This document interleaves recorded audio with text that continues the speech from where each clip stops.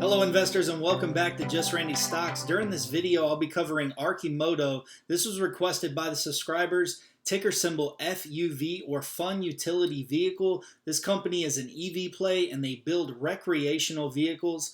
I'm going to show a couple of videos. I'm going to set those up first. So before I do that, I want to go through the agenda with you.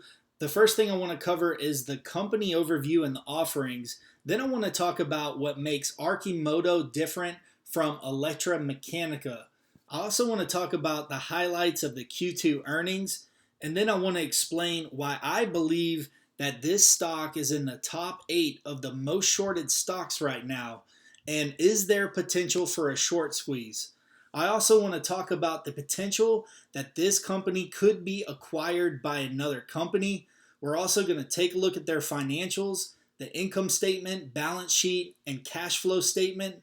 We're going to look at the charts, the volume, and the analyst rating. And lastly, I'm going to give you my final thoughts and my advice if I was embedded with the leadership team. So just a few quick words about the leadership team. Mark is not only the founder, but the current CEO of the company. And what they typically say about founders is when they're running the company, they've got a little bit more heart and soul in the game. So you can see his LinkedIn profile. He's sitting in one of his vehicles here, and he's the one that you're going to see in the majority, if not all, of the earnings calls and the videos. Now, Doug is the CFO, and there was just one note I had about Doug. It's a little strange that that Doug wasn't speaking to the financial results during the earnings update call. Typically, you'll hear the CEO talk, and then, when it comes to talking about the numbers, that's where the CFO steps in. But Mark did it all, but maybe that's how they run the organization. They did make the note that, hey, if you don't like this format, if there's any feedback that you would have for us,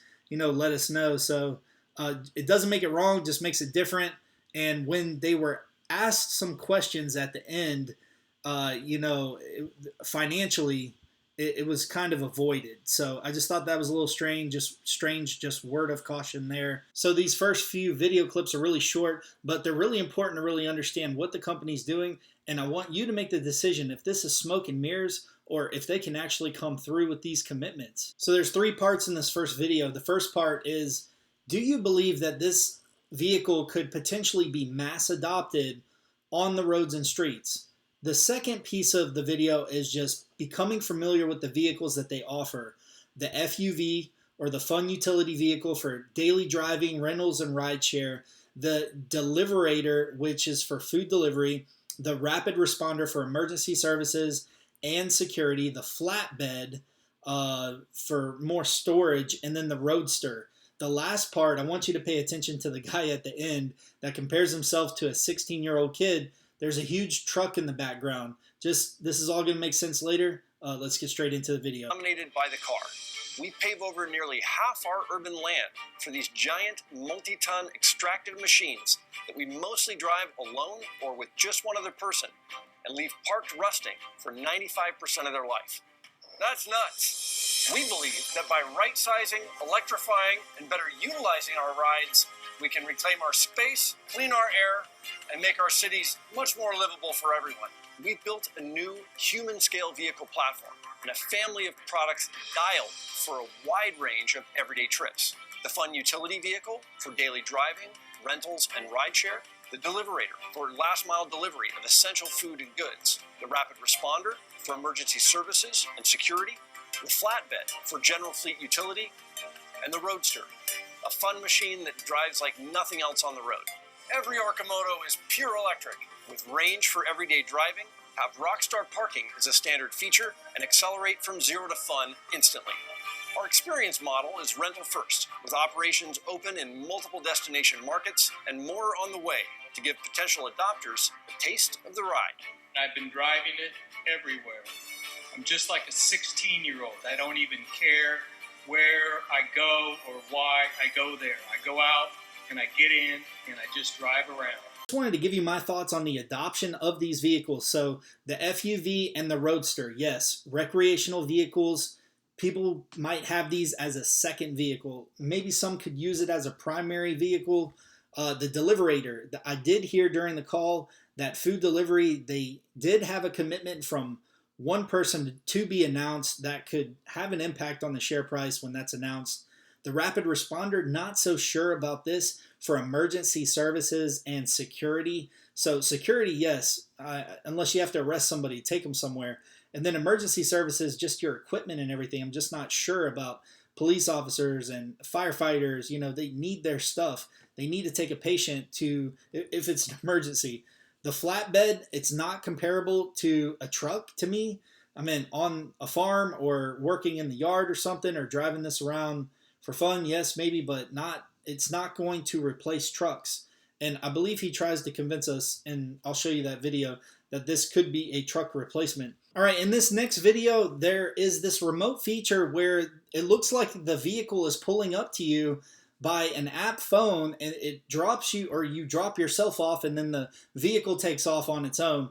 And I just want to let you know that this feature does not exist yet. It is a concept feature, and this company is so far behind on production and trying to scale to mass production just to meet the current needs. I don't know where they're at in the priority of making this realistic. So that's what I meant by the cloud and smoke.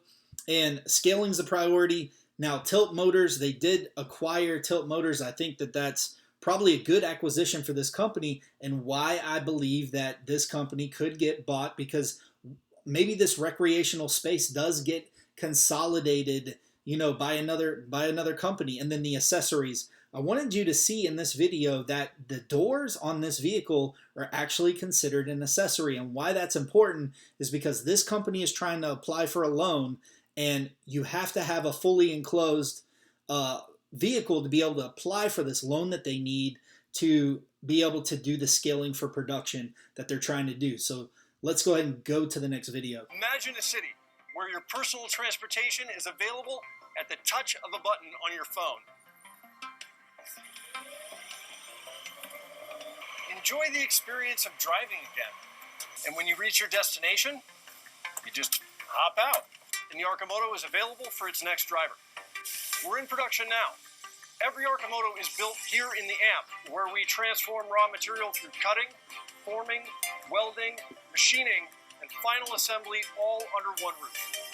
To take the venture to scale, we've purchased a new, much larger facility and teamed with Sandy Monroe and Associates with the goal of kicking off mass production late next year.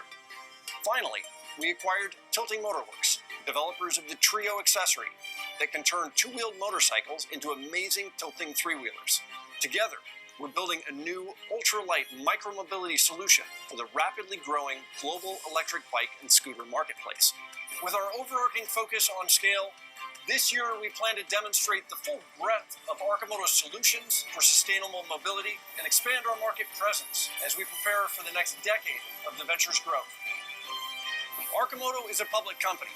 We've been powered since our inception by a community of stakeholders with whom we share a mission to catalyze sustainable transportation.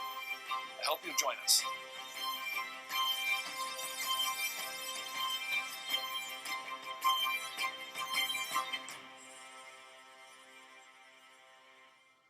So I get it. Everyone starts with a concept first before it becomes real. I just want to make sure it's clear that that's what they're selling right now without a clear plan or some kind of Gantt chart, project timeline. It was very difficult for them to answer questions on when this was actually going to become real. And the next piece is they aren't going to be able to scale into mass production until late next year. So I hope you heard that part during the video. And let's get into one last video. I want you to see what I'm talking about the trucks, and just this will be the last one, and then I'm going to wrap this one up, and we're going to do the next video a little bit later. I'd explain all the excitement around Cybertruck, Rivian, Ford's Lightning F-150, and others. Well, now Arcimoto has a pickup truck. We showed the first prototypes of the Arcimoto flatbed, and it's awesome. Same base scalable Arcimoto platform, incredible configurability and volumetric carrying capacity in a small footprint.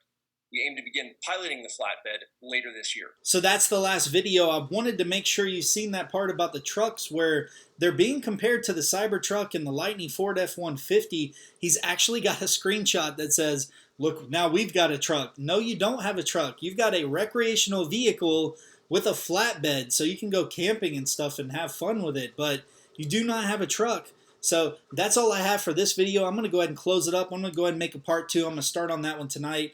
And thank you so much for watching. Please give it a big thumbs up if you like what you're seeing and you want to see more. And I'll start working on that. I'll see you in the next video.